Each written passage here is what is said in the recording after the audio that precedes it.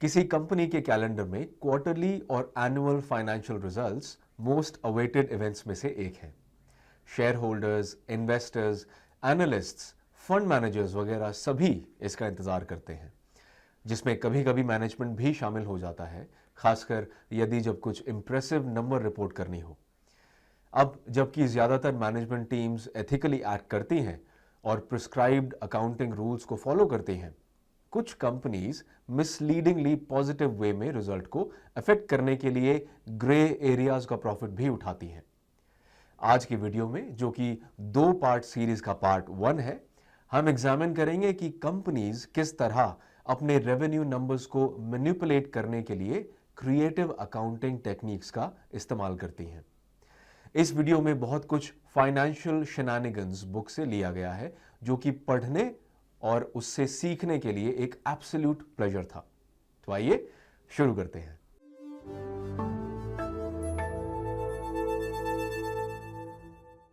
अगर आपने सेल्स में काम किया है तो आप जानते होंगे कि महीने के एंड का स्ट्रेस कैसा होता है।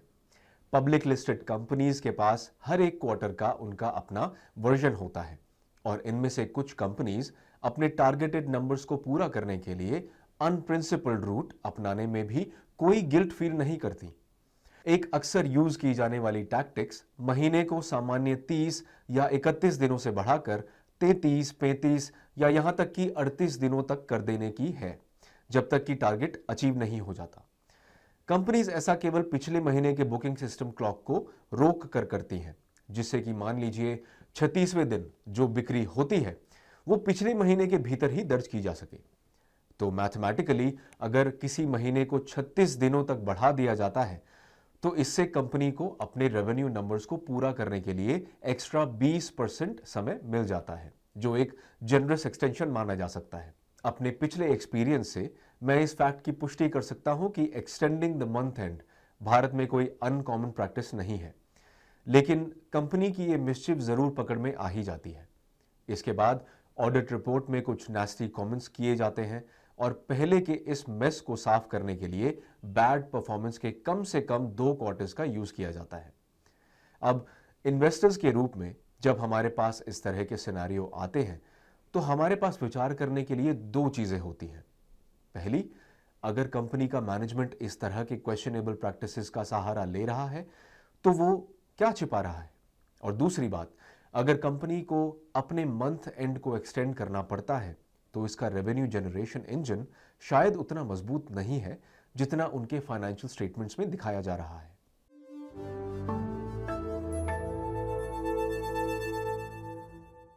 कई इंडस्ट्रीज में मल्टी ईयर लाइसेंस को बेचना एक कॉमन प्रैक्टिस है। एग्जाम्पल के लिए सॉफ्टवेयर कंपनीज अक्सर 5 से 10 साल तक के मल्टी ईयर कॉन्ट्रैक्ट बेचती हैं। इसके लिए कस्टमर को लाइसेंस के लिए कुछ अपफ्रंट पैसे देने पड़ते हैं और बाद के सालों में एक एनुअल चार्ज पे करना पड़ता है। इफेक्टिवली इसका मतलब यह हुआ कि कॉन्ट्रैक्ट के टोटल वैल्यू का एक डिसेंट पोर्शन कंपनी को आने वाले कई वर्षों तक पेबल नहीं है। लेकिन याद रखें, हमारी कंपनी का मैनेजमेंट रेवेन्यू शो करने के लिए डेस्परेट है, तो वो क्या करता है? वो बस इग्नोर कर देता है, या मैं कह सकता हूं कि ये खुद को सूट करने के लिए अकाउंटिंग गाइडलाइंस को रीराइट करता है और असल में कॉन्ट्रैक्ट के टोटल वैल्यू को बिना सर्विस प्रोवाइड किए हुए इसी फाइनेंशियल ईयर में रेवेन्यू के रूप में रिकॉग्नाइज करता है। ऐसी ही प्रॉब्लम उन कंपनीज के साथ होती है जो सब्सक्रिप्शन बिजनेस ऑपरेट करती हैं, जैसा कि Tata sky, Amazon prime, Zoho वगैरह, जिनकी सर्विसेज कई महीनों, क्वार्टर्स और सालों तक चलती हैं। एग्जाम्पल के लिए मान लें कि किसी एक ऑनलाइन सॉफ्टवेयर के लिए सब्सक्रिप्शन फीस 10,000 रुपए सालाना है, मतलब 12 महीनों के लिए 10,000 रुपए। अब एक एग्रेसिव कंपनी जो अपने रेवेन्यू को बढ़ाने पर विचार कर रही है, वो इमीडिएटली पूरे 10,000 रुपए को रेवेन्यू के रूप में रिकॉर्ड कर लेगी। बहरहाल एक अधिक प्रूडेंट अप्रोच ये होती है कि क्वार्टरली बेसिस पर 2,500 रुपए रिकॉर्ड किया जाए या बिलिंग फ्रीक्वेंसी के अकॉर्डिंग रेवेन्यू रिकॉर्ड किया जाए। हम अक्सर देखते हैं कि कंपनीज एक मॉडरेट या यहां तक कि एक कंजर्वेटिव रेवेन्यू रिकॉग्निशन पॉलिसी के साथ शुरू होती हैं, लेकिन जैसे ही दबाव बढ़ता है वो ट्रैक बदल लेती हैं और लास्ट में एक ज्यादा एग्रेसिव पॉलिसी अपना लेती हैं। इन्वेस्टर्स की पर्सपेक्टिव से इन बदलावों को डिस्कवर करना हमारी रिस्पॉन्सिबिलिटी है, जो अक्सर कंपनी के एनुअल रिपोर्ट या क्वार्टरली स्टेटमेंट के फुटनोट्स में छुपे होते हैं। तो ये आपका पहला रेड फ्लैग बन जाता है। अगर मैनेजमेंट रेवेन्यू रिकॉग्निशन पॉलिसी को बदल देता है या इसे अधिक अग्रेसिव बना देता है, तो ये तय है कि कंपनी कुछ रेवेन्यू को एडवांस करने की कोशिश कर रही है, जिसे आइडियली फ्यूचर में रिपोर्ट किया जाना चाहिए था। जिस दूसरे इंडिकेटर पर गौर किए जाने की जरूरत है वो ये है कि एक ट्रेंड के रूप में कई क्वार्टर से नेट इनकम के कंपैरिजन में ऑपरेटिंग कैश फ्लो कैसे मूव कर रहा है। अगर आप ये देखते हैं कि cash flow materially net income की कंपैरिजन में कम होना शुरू हो गया है, तो इसे एक वार्निंग साइन के रूप में माना जाना चाहिए, क्योंकि हो सकता है कि रेवेन्यू की कुछ प्रीमेच्योर रिकॉग्निशन हो। तीसरा इंडिकेटर है अनबिल्ड रिसीवेबल्स में अचानक उछाल, जो कन्वे करता है कि रेवेन्यू को मिस्चीवियसली रिकॉग्नाइज्ड अपफ्रंट किया जा रहा है। टर्म रिसीवेबल्स उस मनी को रेफर करता है जो कस्टमर द्वारा कंपनी को पेएबल होता है। अब यहां नोटिस करें कि मैंने फ्रेज अनबिल्ड रिसीवेबल्स का यूज किया है, और ऐसा इसलिए क्योंकि बहुत से मामलों में वो बिल्कुल भी रिसीवेबल्स नहीं होते और कस्टमर के पास उन्हें पे करने का कोई भी ऑब्लिगेशन नहीं होता। आप देखें यहां क्या हो रहा है।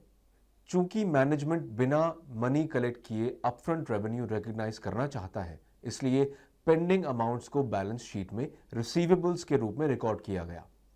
बहरहाल कॉन्ट्रैक्ट की शर्तों के अनुसार इन रिसीवेबल्स को अब कस्टमर को बिल नहीं किया जा सकता, क्योंकि वो बहुत दिन बाद पेएबल हैं। हाई लॉन्ग टर्म रिसीवेबल्स एक बड़े रेड फ्लैग हैं और उनकी निश्चित रूप से मौजूदा शेयर होल्डर्स और पोटेंशियल इन्वेस्टर्स द्वारा इन्वेस्टिगेशन कराए जाने की जरूरत है।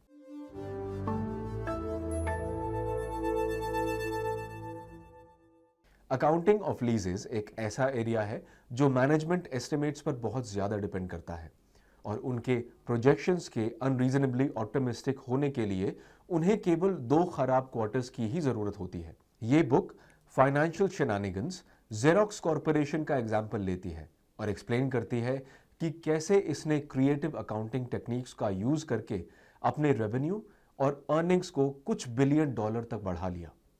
अब जेरोक्स के रेवेन्यू का एक बड़ा पोर्शन इक्विपमेंट लीजेस से आता है। इन्हें GAAP रूल के हिसाब से एक आउटराइट सेल के रूप में माना जाता है। इफेक्टिवली इसका मतलब यह हुआ कि जेरोक्स फ्यूचर लीज पेमेंट्स के प्रेजेंट वैल्यू को इंसेप्शन स्टेज में ही रेवेन्यू के रूप में रिकॉग्नाइज कर सकता है। अगर आप डेट म्यूचुअल फंड पर हमारे किए गए उस वीडियो को याद करें, present value estimates, discount rate, residual value, contracts length और बेशक पीरियोडिक लीज पेमेंट्स के फंक्शन है। आइए इस डिस्काउंट रेट पार्ट पर फोकस करें, और इस नंबर के इंपॉर्टेंस को समझना डिफिकल्ट नहीं है। अगर मैनेजमेंट एक लो डिस्काउंट रेट चूज करता है तो प्रेजेंट वैल्यू काफी हायर आएगा और कॉन्सिक्वेंटली एक हायर नंबर को रेवेन्यू के रूप में अपोर्शन्ड किया जा सकता है। अब इसमें कोई आश्चर्य नहीं होना चाहिए कि ठीक यही जेरोक्स मैनेजमेंट ने किया था, जिसके कारण $6 बिलियन के रेवेन्यू का रीइंस्टेटमेंट हुआ और $1.4 बिलियन के अर्निंग्स का रीइंस्टेटमेंट हुआ। इस ट्रिक का एक और वेरिएशन तब प्ले किया जाता है जब लॉन्ग टर्म अरेंजमेंट्स में मल्टीपल डिलीवरीज इन्वॉल्व होते हैं। मान लीजिए कोई कंपनी एक सुपर फास्ट ब्रॉडबैंड कनेक्शन के साथ एक हाई डेफिनेशन स्मार्ट टीवी की बंडलिंग शुरू करता है, जिसमें आपको केवल ब्रॉडबैंड के लिए पे करना है और टीवी मुफ्त में दिया जाएगा। और जबकि ये थोड़ा सा रिलायंस जियो की तरह लगता है, यहां यह पॉइंट नहीं है। यहां पॉइंट यह है कि ऑफरिंग के 2 पार्ट यानी टीवी और ब्रॉडबैंड कनेक्शन बहुत सारे रेवेन्यू रिकॉग्निशन ट्रिकरी दे सकते हैं। आप देखें कि अकाउंटिंग रूल्स के अनुसार कंपनी को कुल कॉन्ट्रैक्ट वैल्यू का एक पोर्शन टीवी सेट को एलोकेट करने की जरूरत है, जिसे रेवेन्यू अपफ्रंट के रूप में रिकॉग्नाइज किया जाना है, और इसे उस कॉन्ट्रैक्ट के लाइफ पर ब्रॉडबैंड सर्विस रेवेन्यू को रिकॉग्नाइज करने की जरूरत है। चूंकि ये दोनों प्रोडक्ट बंडल हैं, ये डिस्ट्रीब्यूशन की टीवी को कितना एलोकेट किया जाना है और ब्रॉडबैंड को कितना, ये कंपनी के मैनेजमेंट के लिए छोड़ दिया गया है। अब अगर मैनेजमेंट ईमानदार है तो कोई नुकसान नहीं है, लेकिन अगर मैनेजमेंट अनप्रिंसिपल्ड निकला तो उनके पास अपफ्रंट ज्यादा रेवेन्यू बुक करने के लिए टीवी को हायर नंबर एलोकेट करना एक मैसिव इंसेंटिव है।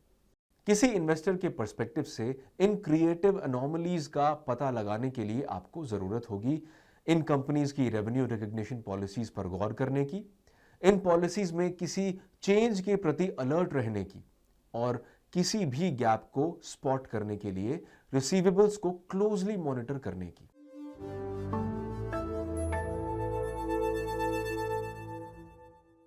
ऐसे 3 ट्रिक्स हैं जो क्रिएटिव अकाउंटेंट्स रेवेन्यू रिकॉर्ड करने के लिए प्ले कर सकते हैं। इससे पहले कि बायर प्रोडक्ट या सर्विस को एक्सेप्ट करे, नंबर 1, वो शिपमेंट से पहले रेवेन्यू को रिकॉग्नाइज कर सकते हैं, जो आमतौर पर एक बिल एंड होल्ड अरेंजमेंट के रूप में होता है। नंबर 2, गुड्स को डिस्ट्रीब्यूटर को भेज दिए जाने के बाद वो रेवेन्यू रिकॉग्नाइज कर सकते हैं, लेकिन बिना किसी एविडेंस के कि ये गुड्स एंड कस्टमर द्वारा खरीदे गए हैं। और तीसरा, कुछ कंपनीज डिफेक्टिव या गलत प्रोडक्ट की शिपिंग जैसे रिटर्न सिनेरियोज को इग्नोर करते हुए रेवेन्यू को रिकॉग्नाइज कर सकती हैं।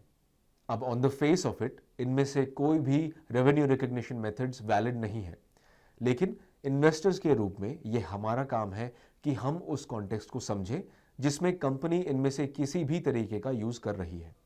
यानी क्या अकाउंटिंग अप्रोच इस बिजनेस के लिए मोस्ट आइडियल है या इसका यूज जानबूझकर केवल रेवेन्यू बढ़ाने के लिए किया गया है। रेवेन्यू रिकॉग्निशन मेथड के अलावा सेलर्स जितना जल्द संभव हो अपने बुक्स में सेल्स रिकॉर्ड करने के लिए कुछ और ट्रिक्स का यूज करते हैं।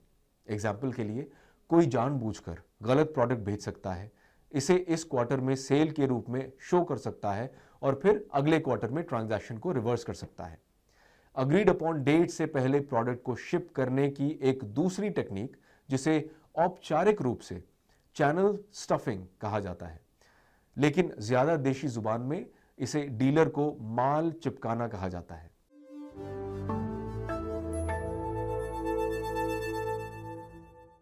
कोई सेल तब तक कंप्लीट नहीं होता जब तक कस्टमर डॉटेड लाइन पर साइन नहीं करता।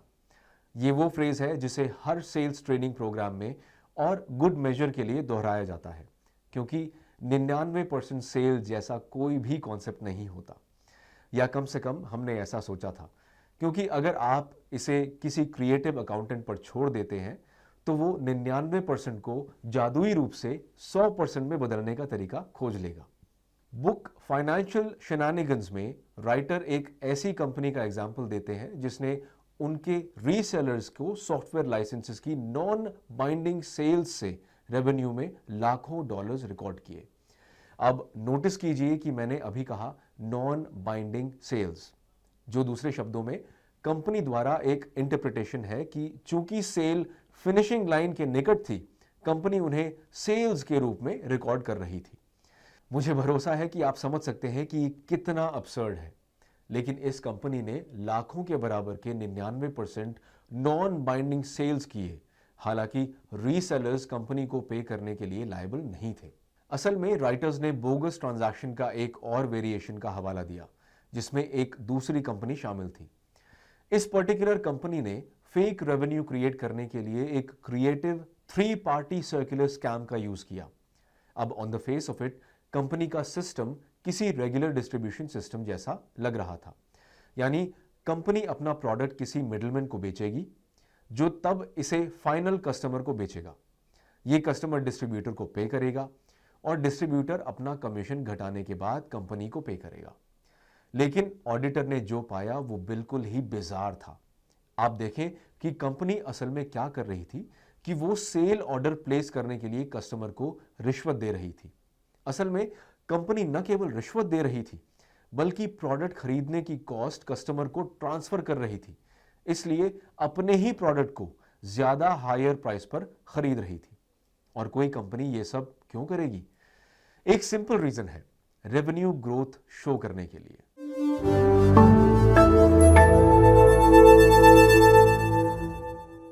आपको ये पता लगाने के लिए एक अकाउंटेंट होने की जरूरत नहीं है कि आपके बैंकर से प्राप्त किसी भी मनी को कस्टमर से प्राप्त मनी के रूप में ट्रीट नहीं किया जाना चाहिए। वेरी सिंपली, बैंक लोन को रीपे किया जाना है और उसे एक लायबिलिटी माना जाना चाहिए। और इसी तरह किसी प्रोडक्ट या सर्विस के बदले में कस्टमर से रिसीव्ड मनी को रेवेन्यू माना जाना चाहिए। अब ये किसी के लिए इसे समझना काफी आसान होना चाहिए, लेकिन जब अकाउंटिंग क्रिएटिव बन जाता है तो कई और सिनेरियोज हैं जो अनएक्सपेक्टेडली सामने आ जाते हैं। जैसे कुछ मामलों में ऐसा देखा गया है कि कंपनीज ने लोन मनी को गुड्स के सेल के लिए प्राप्त कैश के रूप में रिकॉर्ड किया, जो मुझे कहना होगा कि पूरी तरह गलत है। इस अनप्रिंसिपल्ड प्रैक्टिस का एक और वेरिएशन एक कंपनी के लिए वेंडर को इस समझ के साथ ओवरपे करना है कि वेंडर रिबेट के रूप में एक्सेस अमाउंट पे बैक करेगा। लेकिन अगर आपको आश्चर्य हो रहा है कि कोई कंपनी ऐसा क्यों करेगी, तो वो ऐसा अपने बुक्स में रेवेन्यू के रूप में रीपेड कैश को रिकॉर्ड करने के लिए करती है। आइए इसे एक सिंपल एग्जाम्पल के साथ समझें। तो मान लीजिए एक सामान्य सिनेरियो में एक बिजनेस 100 रुपए के एक्सपेंस पर रेवेन्यू में 150 रुपए कमाता है। अब यह कंपनी इंटेंशनली वेंडर को 20 रुपए से अधिक का भुगतान इस समझ के साथ करती है कि वो उन रुपयों को अगले क्वार्टर में पे बैक कर देंगे। इसलिए रिवाइज सिनेरियो रेवेन्यू को उसी 150 रुपए पर शो करता है, लेकिन लागत अब 20 रुपए बढ़ गई है। अगले क्वार्टर में जब वेंडर 20 रुपए पे बैक करेगा तो कंपनी इसे अपने रेवेन्यू में ऐड कर लेगी। तो अगर अगले क्वार्टर में भी सेल्स 150 रुपए हो रही हो तो अब एडिशनल 20 रुपए के कारण 170 रुपए रेवेन्यू शो करेगा। और इस तरह प्रॉफिट नंबर में कोई भी चेंज के बगैर कंपनी ने रेवेन्यू में बढ़ोतरी शो करना मैनेज कर लिया।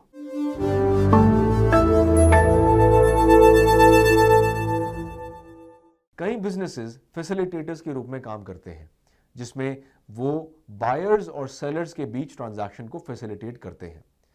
Real estate agents, e commerce companies और मार्केटिंग एजेंसीज जैसे बिजनेसेस में लगभग कोई भी इन्वेंट्री नहीं होती और जो रेवेन्यू कमाते हैं वो फीस या पेबल कमीशन के रूप में आता है। उस कॉन्टेक्स्ट में प्रिंसिपल यानी मैन्युफैक्चरर या सेलर एजेंट के कंपैरिजन में ट्रांजैक्शन के लिए काफी ज्यादा रेवेन्यू रिकॉग्नाइज की जाने की उम्मीद की जाती है। अब एक क्रिएटिव और मिसलीडिंग अकाउंटिंग प्रैक्टिस तब अराइज करता है जब ये एजेंट, जो कोई इन्वेंट्री रिस्क नहीं उठाता, एक प्रिंसिपल की तरह सेल्स और रेवेन्यू के लिए अकाउंटिंग स्टार्ट कर देता है। एक एग्जाम्पल के रूप में एटी मनी को लेते हैं। असल में एटी मनी कोई सही एग्जाम्पल नहीं है, क्योंकि हम हमारे म्यूचुअल फंड सेल्स पर कोई कमीशन नहीं लेते, क्योंकि हमारे पास हमारे प्लेटफॉर्म पर केवल डायरेक्ट प्लान्स हैं। लेकिन मान लेते हैं कि ईटी मनी को उसके द्वारा लिए गए AUM पर 0.1% कमीशन मिलता है। $1 बिलियन से ज्यादा का इन्वेस्टमेंट वैल्यू लगभग 7500 करोड़ के आसपास आता है और उसका 0.1% 7.5 करोड़ होगा। अब सवाल यह है कि ईटी मनी के सेल्स के रूप में हमें क्या नंबर रिकॉर्ड करना चाहिए। प्रूडेंट अप्रोच 7.5 करोड़ नंबर ले लेना है। लेकिन अगर आप अपनी कंपनी को एक बड़ी कंपनी के रूप में प्रोजेक्ट करना चाहते हैं तो आप 7,500 करोड़ के नंबर का यूज करेंगे।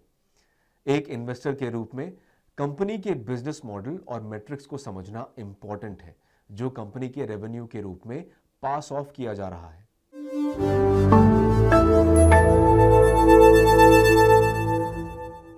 फिल्म सिरियाना में एक बहुत खूबसूरत लाइन है जिसमें कहा गया है कि जब हम एक प्रकार के एब्स्ट्रैक्ट पेंटिंग के रूप में GAAP रूल लिखते हैं, आप उस लायबिलिटी को बहुत गहराई से देखते हैं और जल्द ही आप उसे एक एसेट के रूप में देखना शुरू कर देते हैं। आज का वीडियो थोड़ा बहुत इस फिल्म की इसी लाइन की तरह था और हमने मल्टीपल क्रिएटिव अकाउंटिंग प्रैक्टिसेस को देखा जिन्हें कंपनीज ने यूज किया है और एक हायर रेवेन्यू नंबर शो करने के लिए लगातार यूज करती रही हैं।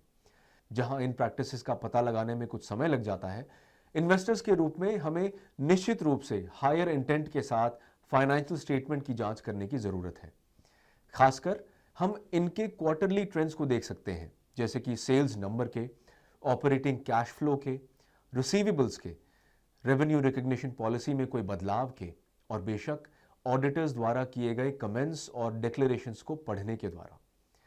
मुझे उम्मीद है कि आपको ये वीडियो ये समझने में यूजफुल लगा होगा कि किस तरह कुछ कंपनीज अपनी ज़रूरतों को पूरा करने के लिए अकाउंटिंग प्रैक्टिसेस का यूज़ करती हैं। और अगले वीडियो में हम अपना ध्यान इस बात पर लगाएंगे कि कैसे इनकम को ओवरस्टेट किया जाता है, इसलिए उसे ज़रूर देखें। एक बार फिर आपको समय निकालने के लिए धन्यवाद।